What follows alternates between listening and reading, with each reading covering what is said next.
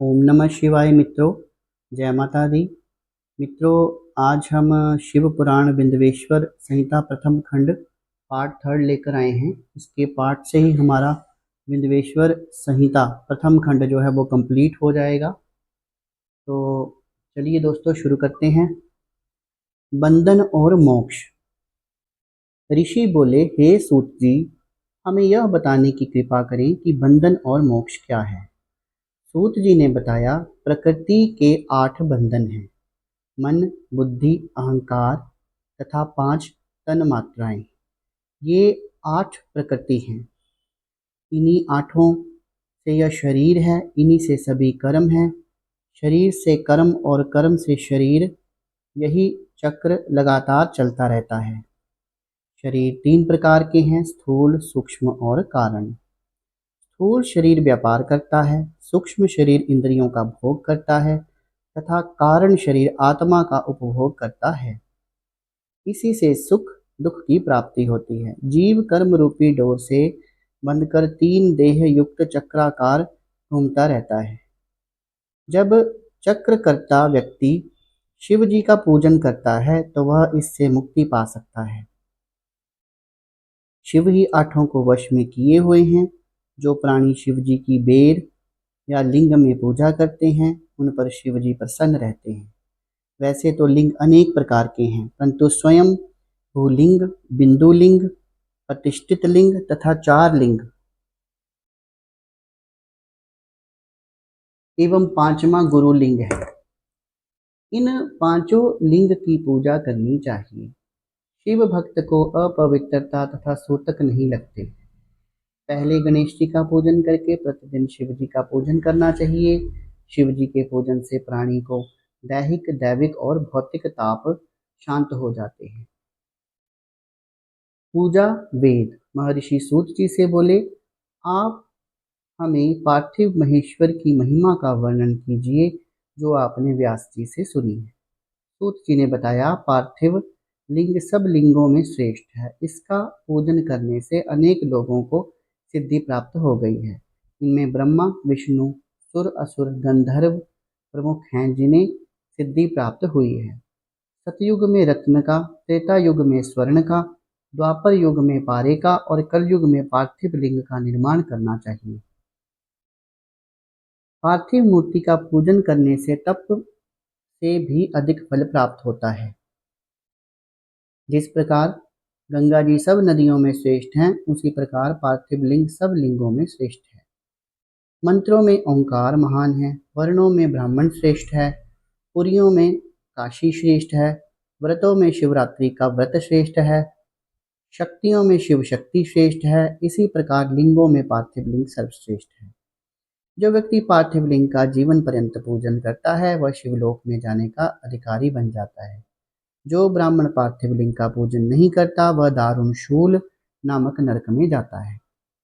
अतः कोई भी लिंग हो उसे अच्छी तरह बनाकर पूजन करना चाहिए। पार्थिव पूजन विधि। सूत जी बोले, अब मैं वैदिक रीति से पार्थिव पूजन की विधि बताता हूँ। पहले विधि पूर्वक स्नान करें, फिर विधि पूर्वक संध्या करें, ब्रह्म यज्ञ करें, फिर तर्पण करें। सभी नित्य कर्म करके भस्म और रुद्राक्ष धारण करना चाहिए। फिर विधोक्त विधि से पार्थिव लिंग की पूजा करनी चाहिए। पार्थिव पूजन किसी नदी पर, पर्वत पर, जंगल में, शिवालय में या पवित्र स्थान में करें। शुद्ध स्थान की मिट्टी को जल से शुद्ध करके पिंड बनाकर वेदोक्त विधि से लिंग का निर्माण करें। ओम नमः शिवाय पंचाक्षर मंत्र से पूजा की सामग्री का शोधन करना चाहिए। भूरसी मंत्र से क्षेत्र को पवित्र करें। आयुष्मान से जल को शुद्ध करें। नमस्ते रुद्र मंत्र से स्फटिक बंधन करें। नमः शंभाय मंत्र से क्षेत्र शुद्ध करें। नमः पूर्वक पंचामृत प्रोक्षण करें। नमो लग्रीवाय मंत्र से लिंग की प्रतिष्ठा करें। एततो रुद्राय से आसन प्रदान करें। नमो महंताय से आवाहन करें। इसके बाद भक्ति पूर्वक वैदिक सूक्त से षोडशोपचार पूजन करें। अनेक छंदों से महादेव जी का स्तवन करें। इसके बाद साष्टांग दंडवत करें। विद्वान व्यक्ति यथोक्त विधि से प्रदक्षिणा करें। फिर प्रणाम करके नम्रतापूर्वक विसर्जन करें। ऐसा करने वाला शिव भक्त व्यक्ति अपनी संपूर्ण कामनाओं की सिद्धि प्राप्त कर लेता है। शिवलिंग की संख्या। सूत जी बोले, हे महर्षियों, पार्थिव लिंगों की संख्या कामना के अनुसार बताई गई है। जो विद्यार्थी है वे 1000 पार्थिव लिंगों का पूजन करे। धन प्राप्त करने के इच्छुक व्यक्ति 500 पार्थिव लिंगों का निर्माण कर उनका पूजन करें। पुत्र प्राप्ति के लिए 1500 पार्थिव लिंगों का पूजन करें। वस्त्रों को प्राप्त करने वाला इच्छुक 500 पार्थिव लिंगों का पूजन करे। मोक्ष चाहने वाला व्यक्ति 1 करोड़, भूमि का इच्छुक व्यक्ति 1000, दया प्राप्त करने का इच्छुक व्यक्ति 3000 और तीर्थों की कामना करने वाले व्यक्ति को 2000 पार्थिव लिंगों का पूजन करना चाहिए। पार्थिव लिंगों की पूजा करोड़ों यज्ञों का फल देने वाली है। जिस व्यक्ति का समय शिवलिंग की पूजा किए बिना व्यतीत होता है वह दुरात्मा माना जाता है। शिवलिंग का पूजन करने से संपूर्ण स्थावर जंगम पूजित हो जाते हैं। इस संसार रूपी सागर से तरने का इससे सुंदर कोई और उपाय नहीं है। भस्म के अभाव में मिट्टी का त्रिपुंड धारण करके पूजन करना चाहिए। रुद्राक्ष की माला तथा बेल पत्र के बिना पूजन न करें। शिव नैवेद्य और बिल्व महात्म्य। शिव के अन्य भक्त दृढ़ निश्चयी और सत्यव्रती शिव नैवेद्य भक्षण अवश्य करता है। शिव जी के नैवेद्य को पाकर तो पाप दूर भाग जाते हैं। शिव नैवेद्य को भक्षण करने पर अनेकों पुण्य प्राप्त होते हैं। उसे अरबों खरबों यज्ञ से भी अधिक शिव सायुज्य की प्राप्ति होती है। जिसके घर में शिव नैवेद्य का प्रचार होता रहता है उसका सारा घर ही पवित्र हो जाता है। इसलिए शिव नैवेद्य को देखकर खुशी खुशी उसे भक्षण करें। शिव नैवेद्य को ग्रहण करने से ब्रह्म हत्यारा भी मुक्ति पा जाता है। वोणलिंग, लोहलिंग, सिद्धलिंग और स्वयंभू लिंग में तथा समस्त प्रतिमाओं में चांडाल का अधिकार नहीं है। लिंग के ऊपर का द्रव्य अग्राम्य होता है, परंतु जो लिंग स्पर्श से अलग है वह ग्राम्य है। अब बिल्व पत्र का महात्म्य सुनिए। हे मुनियों, यह बिल्व महादेव जी का ही स्वरूप है। संसार के समस्त पवित्र तीर्थ बिल्व में ही निवास करते हैं। बिल्व के मूल में लिंग रूप अवयव शिव का वास होता है। जो व्यक्ति बिल्व के मूल में जल चढ़ाता है तो उसे सब तीर्थों के स्नान का फल प्राप्त हो जाता है। जो व्यक्ति बिल्व के मूल की गंध, पुष्प आदि से पूजन करता है वह शिवलोक को प्राप्त करता है। शिवलिंग पर दीपक जलाने वाला व्यक्ति सभी पापों से छूटकर ज्ञानवान बन जाता है। बिल्व के मूल में दूध में पका भोजन शिव भक्त को देने वाला व्यक्ति कभी दरिद्र नहीं होता।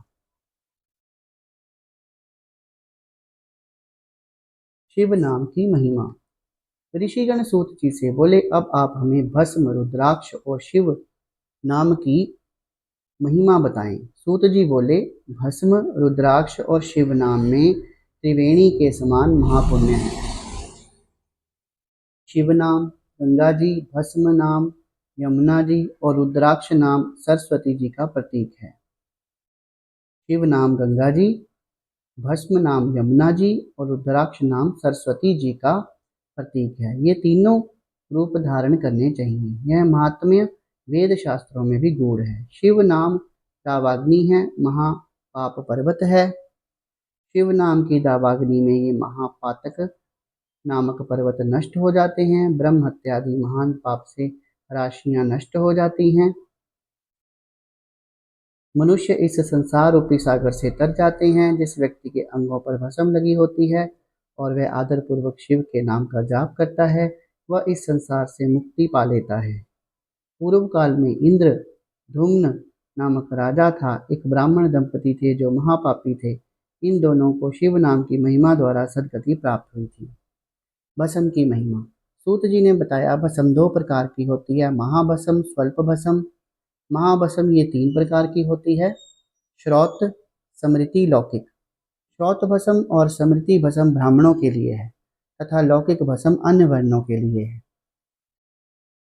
ब्राह्मण भस्म को मंत्र के साथ धारण करें। अन्य वर्ण के व्यक्ति बिना मंत्र के धारण कर सकते हैं। उपलों की सिद्ध की गई राख एवं यज्ञ कुंड की राख भस्म कहलाती है। यह त्रिपुंड लगाने के योग्य है। भस्म लगाकर त्रिपुंड धारण करके जप करना चाहिए। भस्म और त्रिपुंड लगाकर जो व्यक्ति यज्ञ आदि कार्य तथा जप तप पूजन आदि करते हैं वे काल को भी अपने वश में कर लेते हैं। जो ब्राह्मण त्रिपुंड धारण नहीं करता है उसकी समस्त पूजा आदि व्यर्थ हो जाती है।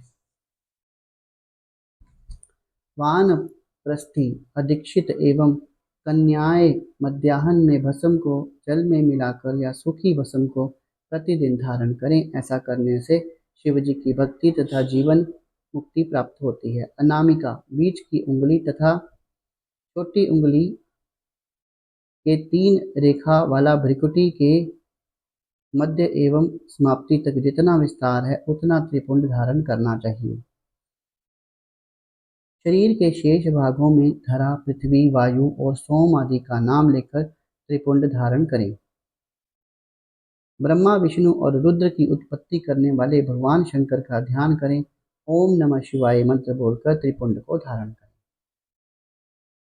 रुद्राक्ष का महत्व। सूत जी ने पूछा, हे शौनक जी, भगवान शंकर को रुद्राक्ष अति प्रिय है।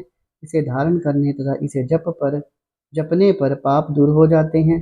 स्वयं शिव जी ने पार्वती जी को कहा, इसकी महिमा के विषय में बताया था, उसे ही मैं आप लोगों को बताता हूँ। एक दिन शिव जी ने पार्वती से कहा, पूर्व काल में मैंने मन को एकाग्र करके दिव्य शस्त्र वर्षों तक तपस्या की थी। मेरे मन में कुछ भय सा समा गया। तभी मैंने नेत्रों को खोल दिया। इससे नेत्रों से आंसू गिरने लगे। उन आंसुओं की बूंदों से गौड़ प्रदेश से लेकर मथुरा, काशी, अयोध्या, मलयाचल तथा सहस्त्र पर्वत आदि प्रदेशों में रुद्राक्ष वृक्ष पैदा हो गए। तभी से इसकी महिमा बढ़ गई। वेदों ने भी इसकी महिमा का वर्णन किया है। सभी वर्णों के व्यक्ति इसकी माला को धारण कर सकते हैं। सफ़ेद, लाल, काले, पीले आदि रंग के रुद्राक्ष क्रमशः धारण करें।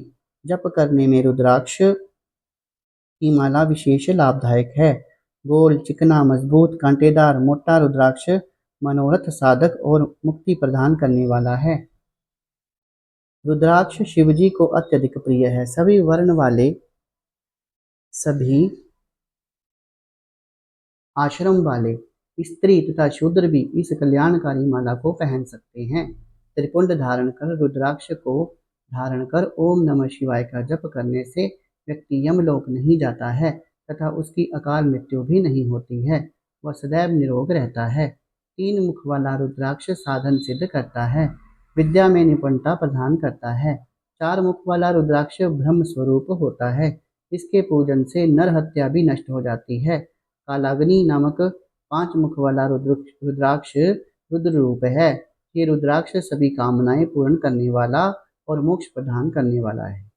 रुद्राक्ष 14 मुख तक के होते हैं जो विभिन्न देवताओं के प्रतीक हैं और अनेक कामनाओं को सिद्ध करने वाले हैं तथा मोक्ष प्रदान करने वाले होते हैं।